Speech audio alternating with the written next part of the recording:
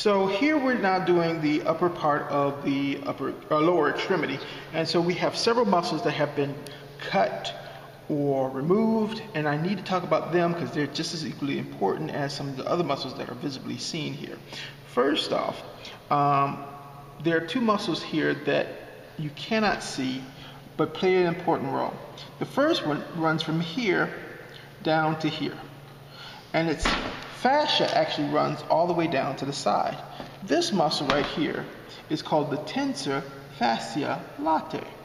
It is the tensor of the lateral fascia, which is why it's called that. This muscle right here actually runs from here and comes all the way down to here. This muscle right here is the sartorius.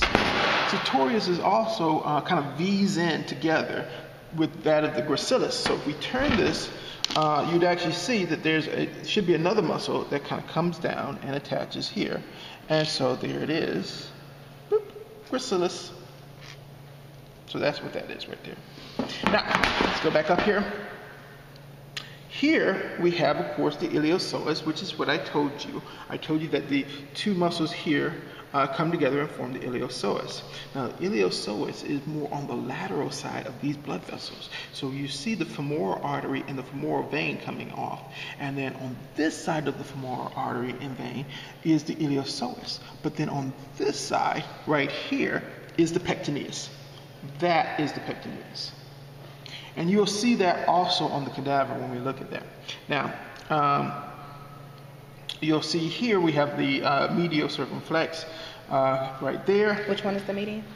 Coming right there, and then this would be the deep femoral. Now, the artery and vein come down here. Now, when it comes down here, it's actually going to go deep into the leg, and when it goes deep into the leg, it will then turn into the popliteal, which will come out of the back of the leg. But we don't have to worry about that right now because we'll deal with the bottom of the lower extremity later on. Now, let's get back up here. This muscle right here is actually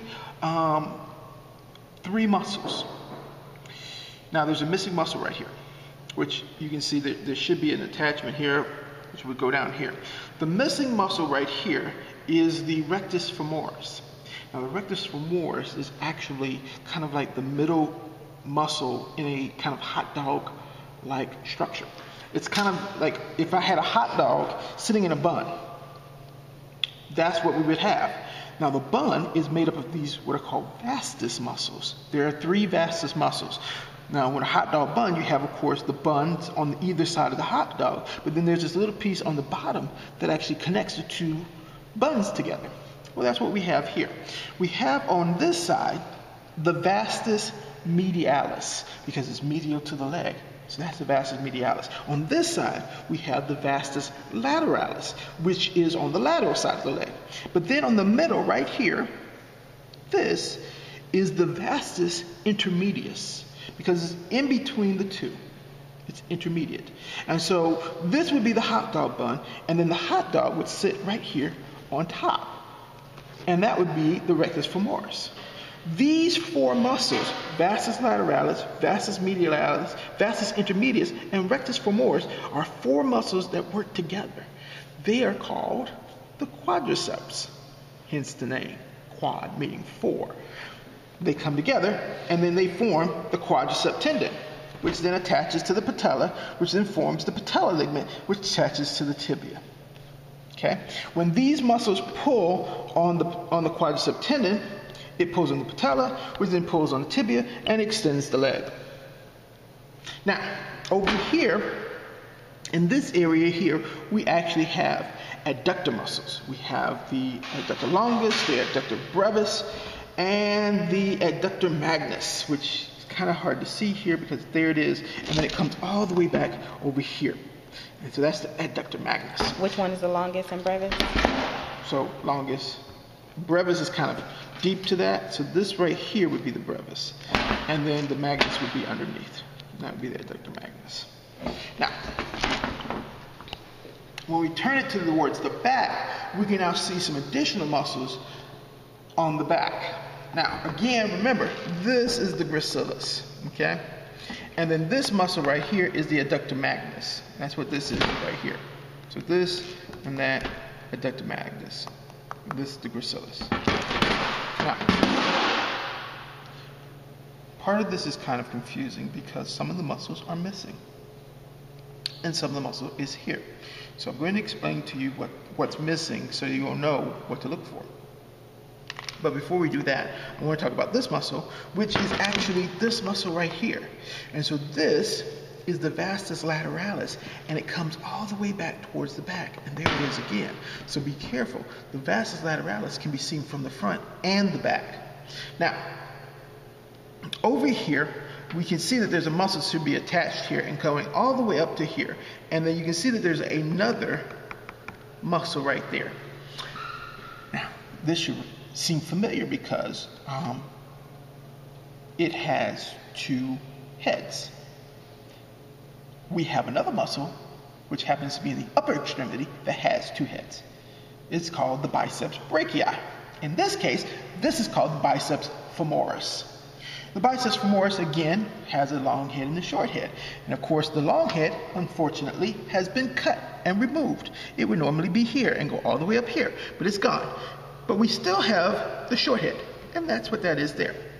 Now, off to the other side, over here, there is two muscles that would attach this way. One is called a semitendinosus, and one is called a semimembranosus. Now, the semitendinosus is more tendon-shaped, kind of more long and stringy, and it would come down and run on top of this, which this more flatter muscle right here is the semimembranosus. Hence the name. Tendinosus is more rope-like, like a tendon, and membranosus is more flat, like a membrane, which is why it's called that. Now, this is very important because the three muscles here that I just discussed, biceps femoris, semimembranosus, and semitendinosus, all three of those muscles form your hamstrings, which then attach to the tibia and cause flexion of your lower extremity. So you said that whole structure right there is the membranosus. Yeah, well, here, yes. Okay. Now, we have the sciatic nerve, and as the sciatic nerve comes down, it is then going to form the tibial nerve. As it goes through, it'll form the posterior tibial and then the anterior tibial nerve. Now, and then here is a fibular nerve right here coming down.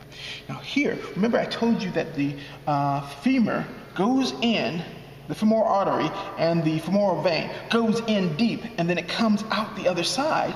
And when it comes out the other side, it goes towards the knee. And so as it comes here, it then turns into the popliteal artery and vein, which is what you see here. So this is the popliteal artery and vein. And then of course you see, again, the sciatic nerve coming in, and femoral nerve, anterior tibial, and then posterior tibial, and then over here will be the anterior tibial here. But we'll worry about that when we deal with the lower extremity or lower portion of the lower extremity and the foot. For now, we're done.